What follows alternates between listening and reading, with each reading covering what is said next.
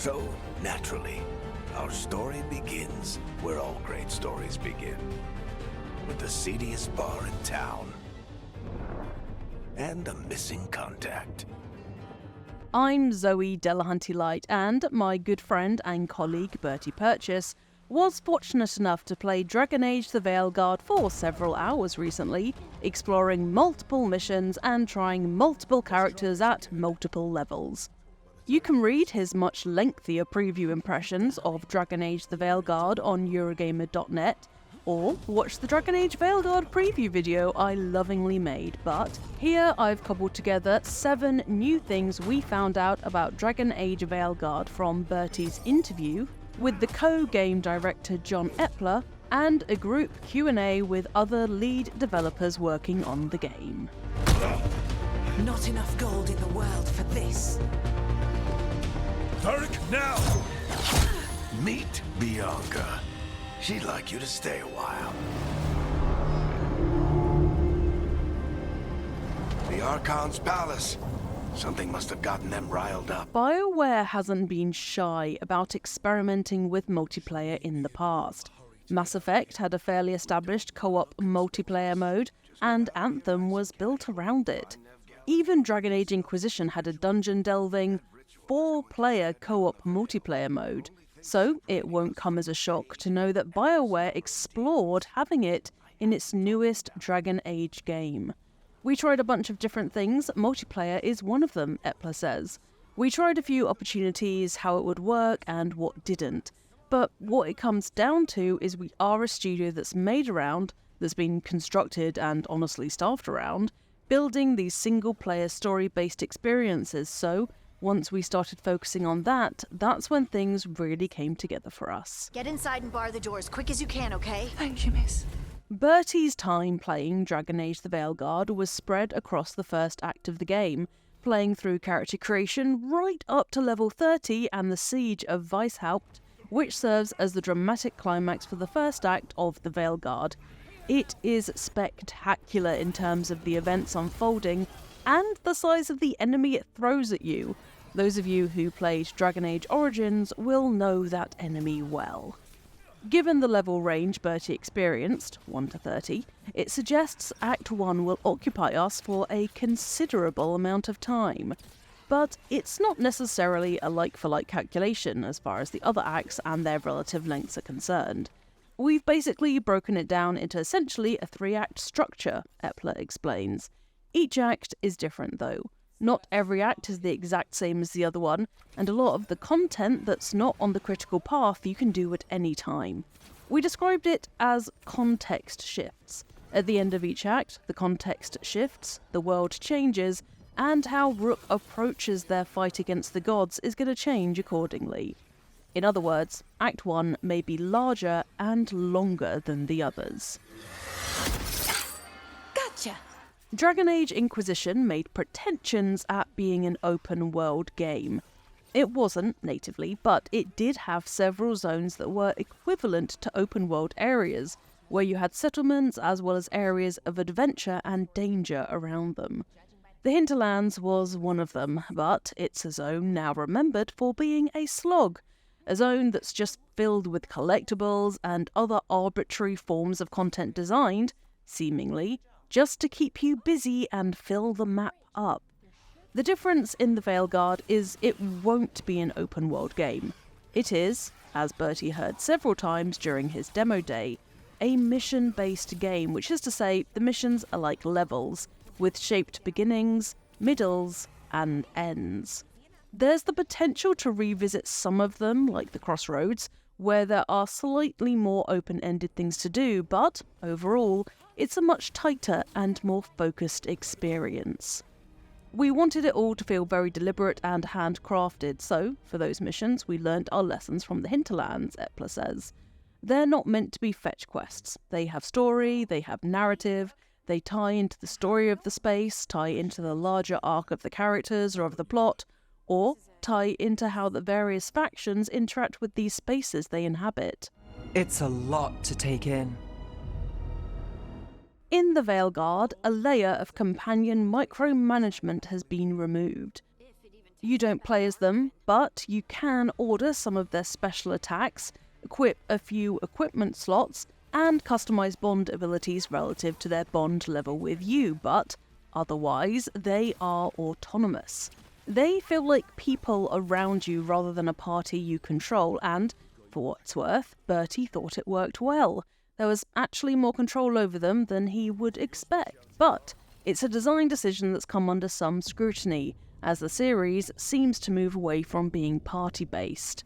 Bush says that they wanted you to embody Rook, to step into Rook's shoes, to experience this world on the ground as this character, and what that meant is giving you more autonomy.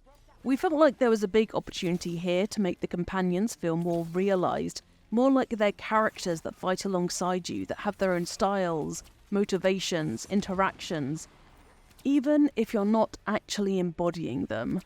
But of course, throughout all that, we do know in the combat system there's that sense of teamwork that's been the through line with every single edition of Dragon Age, so we wanted to walk the fine line of making that teamwork and sense of strategy show up, but also make you feel like you're in this world. The ability to negatively affect a world began with Dragon Age Origins many years ago, as Morrigan and a desire for blood magic led many off of their normal goody two-shoes path and somewhere darker altogether. But BioWare games have changed since then, and you haven't been able to be evil in them for some years now. The same is true of the Veilguard, and it's something Bertie saw firsthand in the dialogue options on the day. There was really only the option to be abrupt rather than outright nasty. In a broader sense, Bertie also didn't see much differentiation in dialogue outcomes. There was a sense that your responses were variations on predestined outcomes rather than differing courses altogether. That doesn't mean there aren't some major choice moments, though. There's no sign of the dialogue affecting skills BioWare games have had in the past either, though there are additional dialogue options activated according to your faction, race, and class. Right. Of course. There's no external keep feature for importing past Dragon Age saved game data into the game this time, but there is something built into Veilguard itself. During character creation, you'll have the ability to import your Inquisitor from Inquisition, and all of the associated major decisions they made during the game. If you don't have an Inquisitor, you can make one in the Veilguard, customizing their look as well as choosing what you would have done in the game. The reason why it's done this way is twofold. Firstly, it helps contain the amount of choice being brought in from previous games because, as Epler points out, a lot of choices made in previous Dragon Age games pertain to places that just aren't relevant here. For us, the core philosophy was we want you to make choices that matter, choices that we can actually reflect, Epler says. The other reason it's been done this way is to serve as an onboarding tool. As Bush says, it's been a long time since Inquisition, even if you're a die-hard fan. So not only did we want to allow this to be an in-game feature that would allow you to replicate those choices, but we also view it as a dual-purpose onboarding tool. I haven't seen Solus in person, but I did find hints of old magic. Ever since being unveiled a few months ago, pun intended, the Veilguard has proved divisive. First, there was the name change from Dreadwolf to the Veilguard, then the reveal of the art style, then the comparisons to Baldur's Gate 3.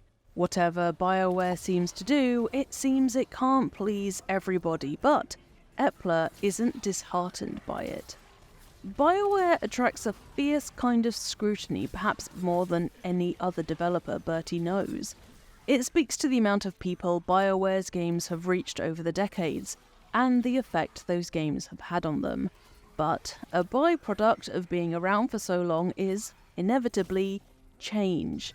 The BioWare that made Baldur's Gate 2 or even Dragon Age Origins is not the same BioWare that's making the Veilguard now.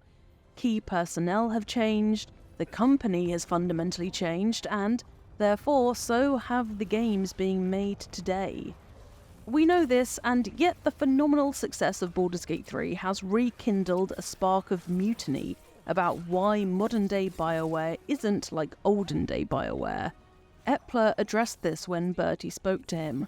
"Honestly, I love that Baldur's Gate 3 was so successful," Epler says, "because as an RPG creator, it expands the market and the people who are going to want to play your game who are passionate about it. In the case of Baldur's Gate 3, they have a very specific focus, and we have a very specific focus, and we talk to people at Larian all the time. We love Baldur's Gate. They talk about Dragon Age as well.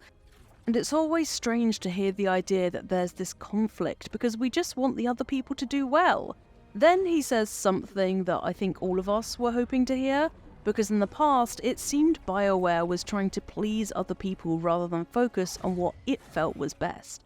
But with the Veilguard, a single-player, mission-based RPG, it seems much more confident to walk its own path, and I think you can actually feel this in the game itself. "I don't think you'll ever make everyone happy," Epler says, and I think honestly if you do try to make everyone happy on any creative product, you ultimately end up making no one happy because you're compromising one thing for another thing.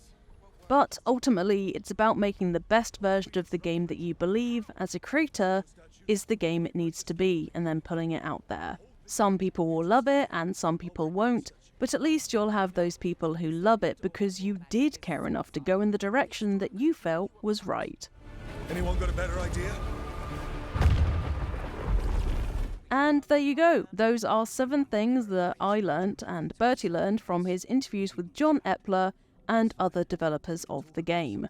A massive thank you to Bertie for sharing his interview with me. You can read his full preview of the game on Eurogamer.net, and I've made a ton of other Dragon Age Veilguard videos for the Eurogamer YouTube channel, which are hopefully about to pop up on your screen very soon. If you like this video, feel free to like it and subscribe to Eurogamer for more Dragon Age the Veilguard content, as I, Zoe Delahanty Light, do swear that I will be making a lot of content about it. Anyway, now I'm going to go and start preparing myself for the character creator because I'm going to spend hours in it, so I'll see you folks next time.